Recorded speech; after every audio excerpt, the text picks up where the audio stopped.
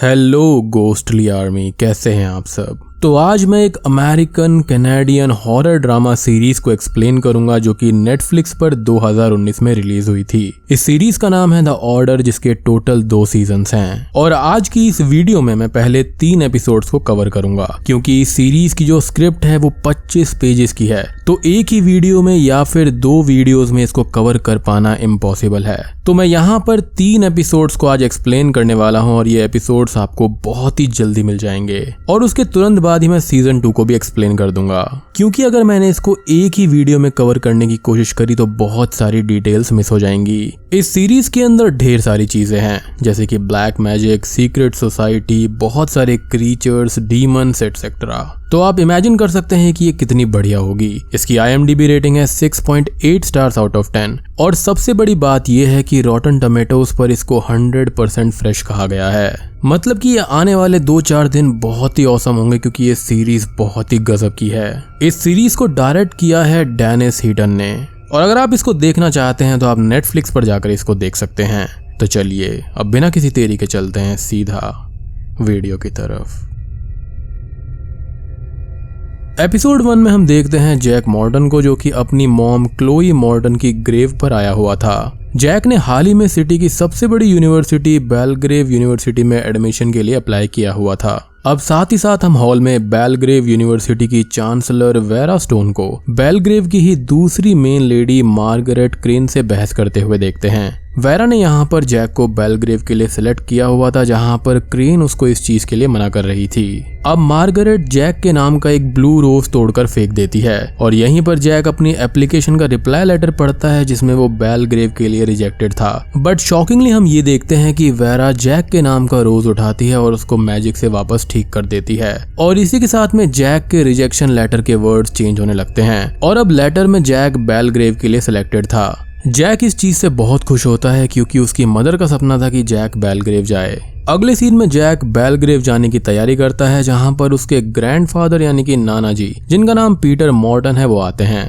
Jack के grandfather उसके Belgrave जाने से बहुत खुश थे और वो जैक को बेलग्रेव छोड़ने जाते हैं। अब जाते टाइम जैक यहाँ पर एडवर्ड कोवेंट्री की फोटो देखता है, जो कि यहाँ पर जैक के फादर हैं, और वो दोनों ही एडवर्ड से काफी ज्यादा नफरत करते थे, जिसका रीजन हमको आगे पता चलेगा। अब जैक कॉलेज में एंटर करता है, जहाँ पर हॉस्टल इंचार्ज रैंडल जैक को उसके रूम तक छोड़ने जाता है और उसको यहाँ के रूल्स बता देता है। जैक अपने रूम में अपने रूममेट क्लेटन टर्नर से मिलता है, जो कि जैक से कुछ अजीब बातें करता है। जैक अपने सामने वाले रूम के स्टूडेंट के पास एक ब्लू रोज को देखता है और वो स्टूडेंट जैक को देखकर डोर बंद कर देता है। अब जैक कॉलेज देखने जाता है, जहाँ पर वो 2 स्टूडेंट्स वेस्टन और ग्रेगरी से मिलता है। और वेस्टन वही है जिसके हाथ में जैक ने कल रात एक ब्लू रोज देखा था। और जैक उससे ये बोलता है कि वो ब्लू रोज के बारे में जानता है और वो सीक्रेट सोसाइटी का मेंबर बन चुका है। वेस्टन इस बात को सुनकर काफी गुस्सा होकर जैक को मारने की कोशिश करता है, बट जैक खुद को बचा लेता है और वेस्टन को ही लॉक कर देता है। अब वहाँ पर एलिसा ड्रेक नाम की एक सीनियर स्टूडेंट आती है, जो कि नए बच्चों को टूर करवाने वाली थी। तो जैक, वेस्टन और ग्रेगरी वहाँ से चले जाते हैं। एलिसा अब सबको बेलग्रेव के बारे में बताने लगती है, बट जैक उसको करेक्ट करता है। जैक सबको बेलग्रेव की हिस्ट्री के बारे में बताता है, जहाँ पर एलिसा शॉक्ड हो जाती है, क्योंकि जैक को सब कुछ पहले से ही पता था और वो भी उससे बेटर। जैक ही अब टूर को लीड करता है और जैक एक पुरानी बिल्डिंग के बारे में बताता है, जो कि अबैंडन्ड थी और वहाँ पर भूत रहा करते थे।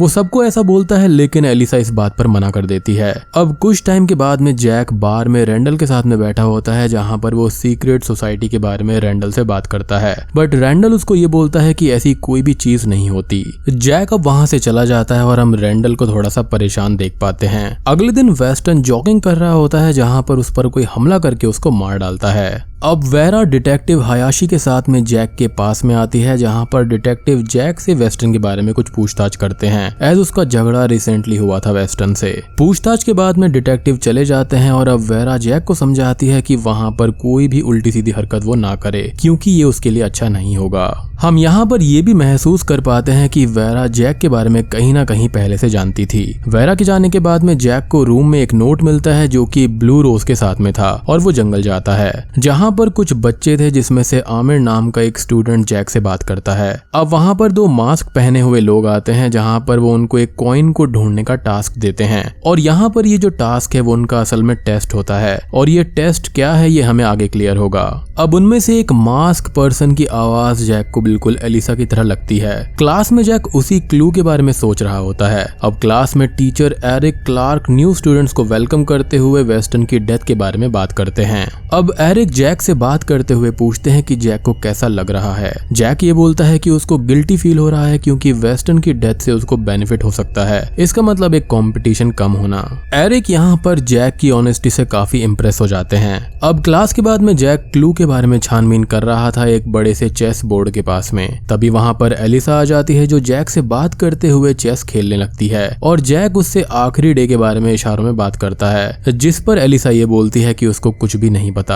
अब तभी वहां पर काइल नाम का एक दूसरा सीनियर स्टूडेंट आ जाता है और एलिसा जैक से ये बोलती है कि उसको मैप का इस्तेमाल करना चाहिए। असल में ये एक हिंट होता है और जैक मैप की मदद से एक लोकेशन पर पहुंच जाता है। अब उस लोकेशन पर पहले से ही एक दूसरा स्टूडेंट था जिसका नाम टॉड होता है जो कि जख्मी था। जैक उस लोकेशन पर एक कैबिन के अंदर जाता है जहां पर एक केज में एक जानवर बंद था और उसी जानवर के केज में वो कॉइन था। जैक अब उस कॉइन को निकाल लेता है और जैक और टॉड उन दोनों मास्क पहने हुए लोगों के सामने थे। अब टॉड वहां पर लड़ने लगता है क्योंकि कॉइन उसने पहले देखा था, बट एक मास्क पहना हुआ पर्सन उस पर किसी तरह का पाउडर डाल देता है जिससे टॉड वहीं पर बेहोश हो जाता है और साथ ही अचानक से सब वहां से गायब हो जाते हैं। अब जैक कॉलेज कैंपस में एलिसा से मिलता है जिससे वो इसके बारे में बात करता है, जिस पर एलिसा उसको मना कर देती है और साथ ही हम यहाँ पर टॉड को भी देख पाते हैं जो कि सब कुछ भूल गया था कि उसको चोट कैसे लगी और वो यहाँ पर कैसे आया, यानी कि उस पर मेमोरी इरेजिंग पाउडर डाला गया था। अब जैक यहाँ पर आमिर के साथ में कैंपस में घूम रहा होता है जहाँ पर उसको एक न्यू स्टूडेंट जख्मी हालत में मिलती है जिसकी वहाँ पर डेथ हो जाती है। जैक इस चीज से अब थोड़ा परेशान होने लगता है और वो एरिक का पीछा करते हुए वेरा के ऑफिस में जाता है। अब ऑफिस के अंदर वेरा, काइल, एलिसा बाकी स्टूडेंट्स को एक मैजिक की हेल्प से उस मारी गई स्टूडेंट की लास्ट मेमोरी दिखा रही थी, जिसको यहाँ पर जैक भी देख लेता है। अब जैक घर पर पीट को ये सब बातें बताता है, यानी कि अपने ग्रैंडफादर को, बट पीट उसकी बातों को लाइटली लेते हुए उसको बेलग्रेव में ही रहने की सलाह देता है। अब यहाँ पर जैक को अपनी जैकेट के अंदर एक लॉकेट और एक नोट मिलता है। लॉकेट को पहनने के बाद जैक रात के टाइम अपनी मॉम की ग्रेव को खोद रहा होता है जिसका टास्क उसको मिला था। अब वहां पर काइल आ जाता है जो जैक की पिक्चर लेकर उसको ब्लैकमेल करने लगता है कॉलेज छोड़ने के लिए। जैक अब काइल को समझाता है और हम ये देखते हैं कि काइल अपने हाथ पर एक कट लगाता है और जैक की ओर एक बहुत ही पावरफुल अटैक करता है। इसका मतलब यह है कि बेलग्रेव के अंदर कुछ स्टूडेंट्स ऐसे हैं जिनके अंदर स्पेशल पावर्स भी हैं। जैक और काइल बात कर रहे होते हैं कि तभी वहां पर एक बड़ा सा वुल्फ आता है जिससे डरकर काइल भाग जाता है और वो वुल्फ जैक पर अटैक करता है, बट जैक को नहीं मारता और वो वहां से भाग जाता है। और इसी के साथ में एपिसोड 1 का अंत हो जाता है। यानी कि बेसिकली अब तक हमको ये समझ आया है कि यहाँ पर एक सीक्रेट सोसाइटी है, मैजिक है, वुल्फ है और काफी कुछ है। खैर एपिसोड 2 की शुरुआत में हम जैक को देखते हैं भागते हुए और वो उन मास्क पहने हुए लोगों के पास में जाता है और उनको उस वुल्फ के बारे में बताता है। जैक ने अपना टेस्ट यहाँ पर फेल कर दिया था और वो मास्क पहने हुए लोगों से बहस भी करता है, जिस वजह से उसको टेस्ट से हटा दिया जाता है। और तभी वहां पर एक मास्क पहना हुआ पर्सन जैक को बेहोश कर देता है। वो मास्क पर्सन अब अपना मास्क हटाता है और ये कोई और नहीं बल्कि एलिसा ही थी। होश आने पर जैक खुद को कॉलेज के बाहर बंधा हुआ पाता है और उसको वहां पर उसका ब्लू रोज नीचे गिरा हुआ मिलता है। दैट मीन्स कि अब वो द ऑर्डर में शामिल नहीं हो सकता, यानी कि ये जो सोसाइटी है उसका नाम द ऑर्डर है। जैक अब कॉलेज में एलिसा से मिलता है और उससे बोलता है कि वो दूसरा चांस चाहता है, जिस पर एलिसा उसको मना करती है कि वो सबके सामने द ऑर्डर के बारे में बात ना करे। और साथ ही एलिसा उसको ये बताती है कि द ऑर्डर बाहर के लोगों को नहीं लेती और साथ ही साथ ये ऑर्डर बहुत ही ज्यादा डेंजरस और क्रूअल भी है। जैक अब अपने घर पर अपने ग्रैंडफादर के साथ उस वुल्फ के बारे में डिस्कस करता है और बोलता है कि ये वुल्फ सिर्फ न्यू स्टूडेंट्स को ही टारगेट कर रहा है। पीट उसके बारे में पता लगाकर जैक को बताते हैं कि ये वुल्फ एक वेयर वुल्फ है जो कि एक मिथिकल क्रीचर है और ये वेयर वुल्फ जो होते हैं वो कुछ समय के बाद आकर ही लोगों को हॉन्ट किया करते हैं। जैक को पीट समझाते हैं कि उसको कॉलेज में रुकना चाहिए क्योंकि पीट को एडवर्ड से बदला लेना था और पीट और जैक का हमेशा से यही प्लान था कि जैक द ऑर्डर में शामिल हो सके। अब जैक यहाँ पर घर से कुछ सामान लेकर वेयर वुल्फ को ढूंढने जाता है, जहाँ पर उस वेयर वुल्फ को ढूंढते ढूंढते वो कॉलेज पहुंच जाता है। कॉलेज के अंदर जैक को आमिर मिलता है और जैक आमिर को सेफ रहने का बोलता है क्योंकि आमिर जैक का एक अच्छा दोस्त बन गया था। अब आमिर बाहर चला जाता है और अगले सीन में हम एलिसा को देखते हैं जो वेरा से मिलने आई हुई थी और एलिसा वेरा को वुल्फ के बारे में बताती है। वहीं अब जैक कॉलेज के कैंपस में घूम रहा होता है और उसको लोगों की आवाज आती है और जब वो वहां पर देखता है तो वहां पर आमिर की लाश एक पेड़ पर लटकी हुई थी। अब यहाँ पर आमिर की डेथ का जैक को बहुत ही ज्यादा दुख होता है और वो क्लास में भी आमिर के बारे में ही सोच रहा था। जैक इस वेयरवुल्फ के बारे में रैंडल को बताता है और वो लोग एक न्यू स्टूडेंट गैब्रियल का पीछा करते हैं क्योंकि वो अगला टारगेट हो सकती थी। अब यहाँ पर हम रैंडल को फिर से कुछ बहुत ही सीरियस सोचते हुए देख पाते हैं। जैक यहाँ पर गैब्रियल का पीछा कर रहा होता है कि तभी उसको एलिसा मिलती है जो खुद से मर्डर्स को इन्वेस्टिगेट कर रही थी। जैक अब एलिसा के साथ गैब्रियल के पीछे एक पार्टी में जाता है और रात को गैब्रियल जब घर आ रही होती है तब एक मर्ड क्रीचर उस पर अटैक करता है बट जैक उसको बचा लेता है। गैब्रियल भाग जाती है बट वो क्रीचर जैक और एलिसा पर अटैक कर देता है। अब एक लेडी उस क्रीचर को बुलाती है और वो क्रीचर वहां से भाग जाता है। अब अगले दिन एलिसा जैक को उस क्रीचर के बारे में बताती है कि इन क्रीचर्स को गोलम कहा जाता है जो कि क्ले या फिर मेटल से बनाए जाते हैं। इसको बनाने वाला इनको कंट्रोल कर सकता है और गोलम अपने मास्टर के कहने पर कुछ भी कर सकता है। अब जैक अपने रूम में जाता है जहां पर उसको क्लेटन पर थोड़ा सा शक होता है एज क्लेटन हमेशा से ही अजीब बातें करता था। जैक को क्लेटन के बेड और डेस्क से क्ले मिलती है और वहां पर क्लेटन भी आ जाता है, यानी कि क्लेटन यहाँ पर एक गोलम ही था और वो जैक को मारने की कोशिश करता है। अब जैक उसके माथे से उसके मास्टर का नाम मिटा देता है और वो गोलम मारा जाता है। अब वेरा के ऑफिस में द ऑर्डर की सेरेमनी चल रही होती है जहाँ पर ग्रेगरी को द ऑर्डर में शामिल किया जा रहा था।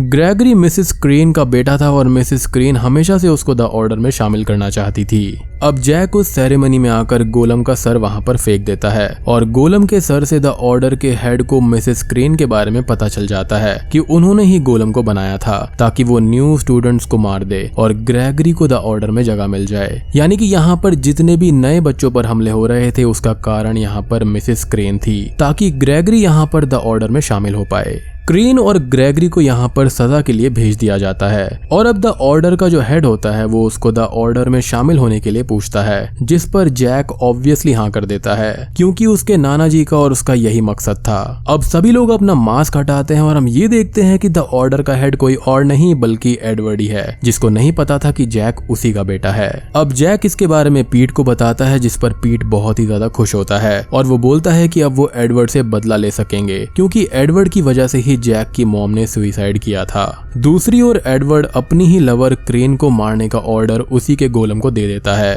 अब अगले सीन में जैक उस वेयरवुल्फ का पीछा करते हुए एक घर के अंदर पहुंच जाता है जहां पर वो वेयरवुल्फ उस पर अटैक करता है। अब बचने के लिए जैक एक रूम के अंदर छुप जाता है जहां पर बॉक्स के अंदर से एक वेयरवुल्फ की स्किन जैक पर चिपक जाती है और एपिसोड 2 यहीं पर खत्म हो जाता है।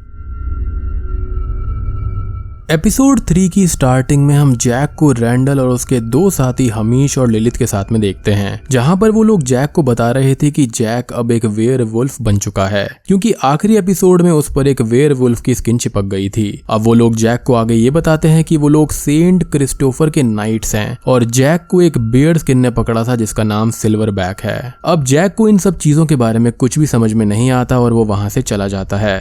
यानी कि यहाँ पर रैंडल को स्टार्टिंग से द ऑर्डर के बारे में सब कुछ पता था। मे बी वो राइट टाइम का इंतजार कर रहे थे जो कि यही था।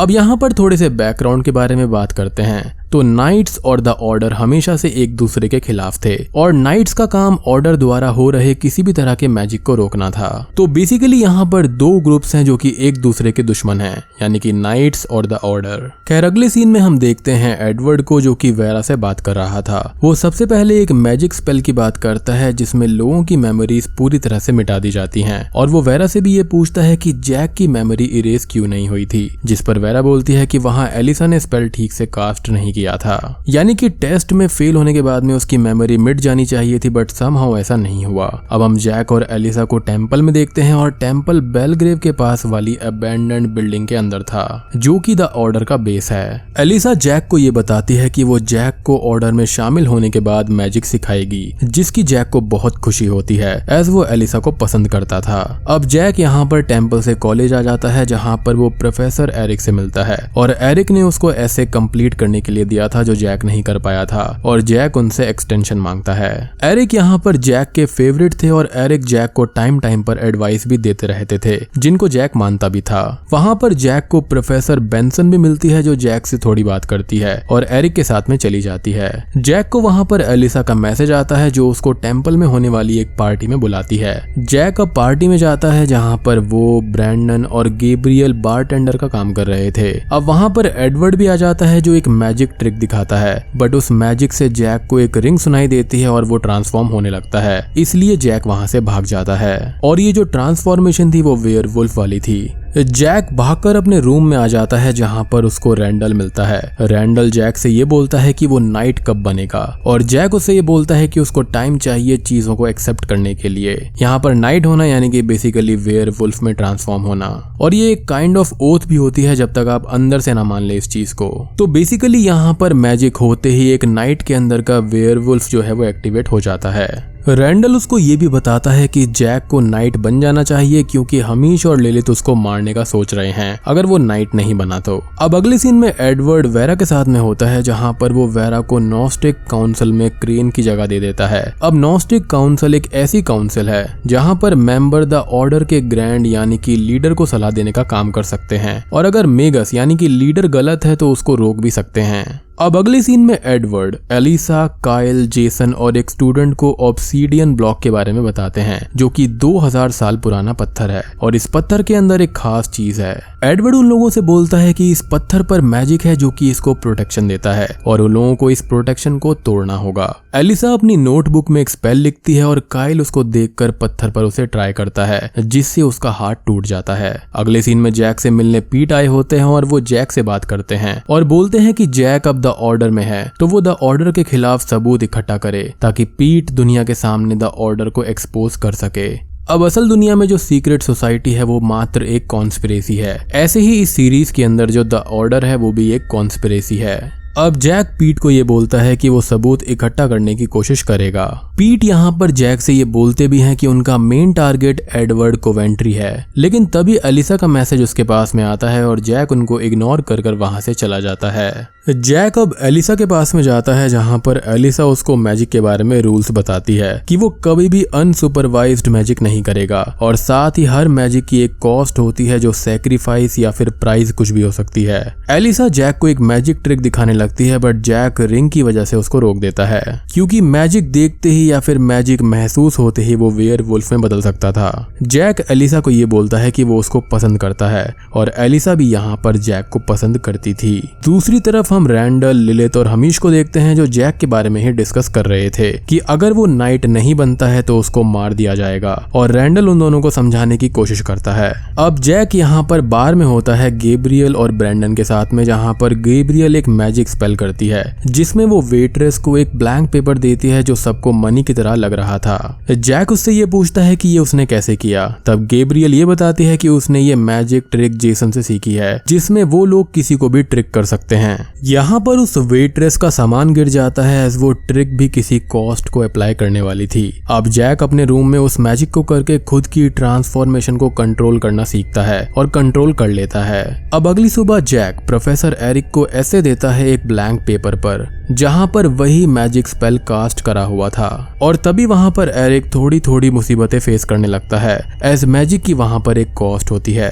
अगले सीन में हम देखते हैं कि जैक, गैब्रियल और ब्रैंडन इस ट्रिक से बहुत सारे लोगों को ट्रिक करते हैं और बहुत सारा न्यू सामान परचेज भी करते हैं। अब गैब्रियल जैक और ब्रैंडन से ये बोलती है कि उनको कोई बड़ा मैजिक करना चाहिए जिस पर जैक एग्री करता है और वो लोग टेम्पल से एक बुक को चुरा लेते हैं। तभी जैक, गैब्रियल एंड ब्रैंडन बार में बैठकर बात कर रहे होते हैं जहां पर उन पर रैंडल, लिलिथ और हमीश नजर रख रहे थे। वो लोग समझ जाते हैं कि जैक कोई मैजिक कर रहा है एज वो बहुत पैसे खर्च कर रहा था और वो लोग जैक का घर चेक करने जाते हैं। घर पर उन लोगों को बहुत सारी कॉस्टली चीजें मिल जाती हैं और अब हमीश और लिलिथ जैक को मारने का डिसाइड कर लेते हैं एज वो मैजिक कर रहा था जिसको रोकने का काम ही नाइट्स का था।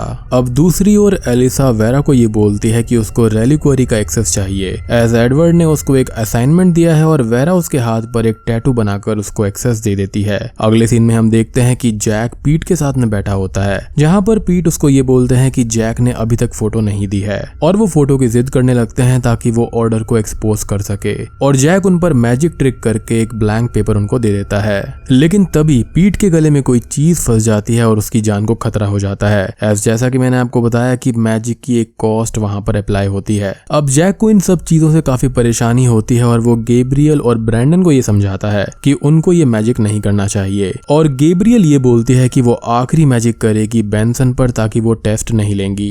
अब अगले सीन में जैक एलिसा को जाकर वो चुराई हुई बुक वापस कर देता है, जिस पर एलिसा उसको ये बोलती है कि अगर उसने कोई मैजिक किया होगा तो उसका परिणाम बहुत ही बुरा हो सकता है। रात को एलिसा एडवर्ड के बताए हुए स्टोन के मैजिक को तोड़ देती है और उस स्टोन से एक बुक का हिस्सा निकल कर आता है जो कि एडवर्ड के लिए बहुत ही ज्यादा जरूरी था।